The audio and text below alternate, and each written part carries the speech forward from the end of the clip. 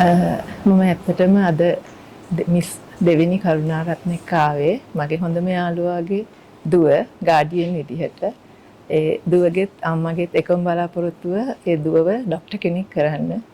ඉතින් ඒ දුවගේ අනාගතය වෙනුවෙන් මම සුබ පතනවා. ඇත්තටම මේ ආයතනය ඉතාම හොඳ ආයතනයක් බව ඒ දෙන්නම විශ්වාස කරනවා. ඒ වගේම මෙතන බොහෝ දෙනෙක් ඒ බව විශ්වාස කරලා පැමිණිලා ඉන්නවා.